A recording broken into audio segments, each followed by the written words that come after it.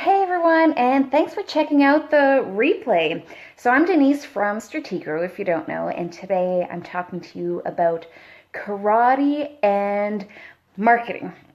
So first of all, you might notice that I'm in a strange looking place, and that's because some of you might know that there are some carpenters at my house slash office, because I have a home office, and they are replacing my siding, so I needed to go to a place that was a bit less noisy. All right, so to get into the story, let's rewind about 20 years. Do people still say rewind? I feel like that's one of those words that doesn't mean anything anymore. Anyway, let's go back in time about 20 years. When I was a little girl, I was involved in everything. I danced a few times a week. I took swimming lessons. I was in Girl Guides, and I did all kinds of sports. And I want to be part of everything. So one day, for some reason, I decided that I wanted to join karate. So I asked my mom if I could join karate, and then we went to register to play karate. Oh, ding dong. Anyway, lessons would take place twice a week, but because of my other activities, I'd only be able to make it once a week. But they were fine with that. It just is the type of thing where everyone's at a different place, like there's all different colored belts in one class, so it didn't bother them because everyone progresses at their own pace.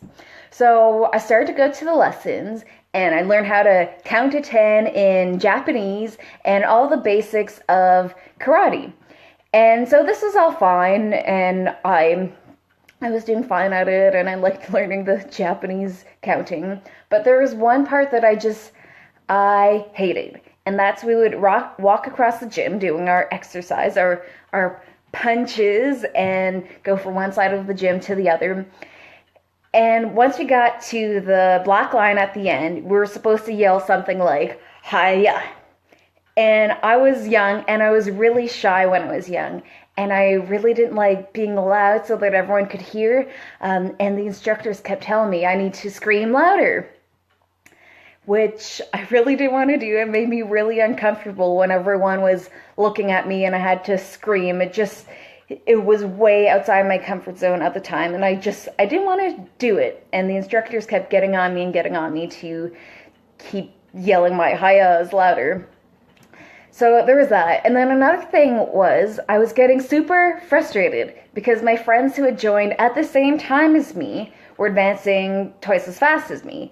And that's because they were going twice a week and I was going once a week. So I really didn't like it, and I didn't like that my friends were, for lack of a better word, they were beating me. So I told my mom that I wanted to quit karate because I didn't like that I was falling behind, and I didn't like that I had to yell "Hiya" at the end of the line.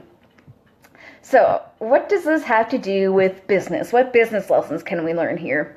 So the first one is it's putting yourself out there.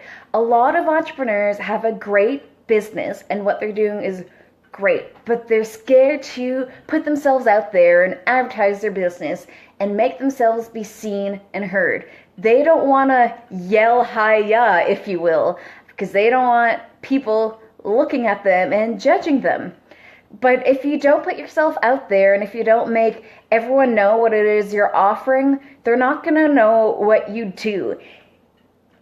I find a lot of people will agree with me in business, as long as you do your job well, let's just assume that what you do it well.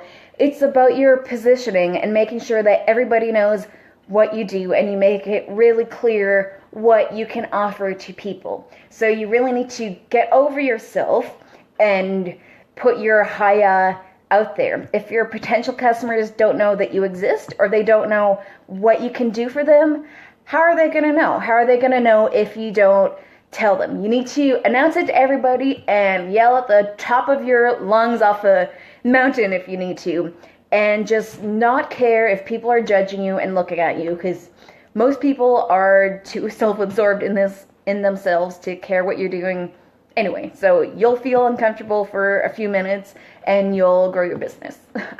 And the other lesson here is I was comparing myself to the other kids who had either been there for a while and had already gotten a few belts, or the ones who were there twice as much as me. So I was going to karate once a week, and all my friends were going twice a week because I was too busy doing other things. So naturally, everyone was ahead of me, and this was discouraging me, and I didn't like being behind, so I gave up. I quit. And a lot of business owners do the same thing. They compare themselves to other businesses that have been around for a while and are way ahead of them from the get-go. So you can't compare yourself to other people who have been at it way longer than you.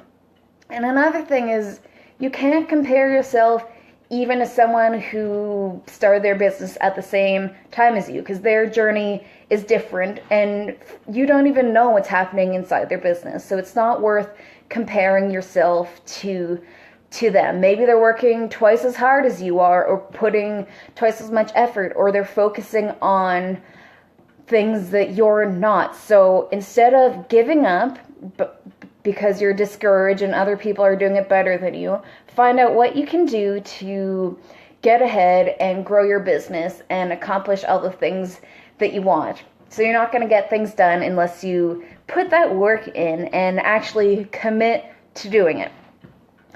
Alright, so thanks everyone for checking out my video of the difference between marketing and karate. I'm sure there's plenty of others, but those are the lessons I learned from my brief stint in karate, and that is, don't be afraid to put yourself out there and make yourself heard, and don't compare yourself to others. You're on your own journey and you have to do this for you. So thanks for checking out my video, and stick around on our blog, stratigro.ca, to check out what else we have to see. And if you haven't already, like us on Facebook at facebook.com/stratigro.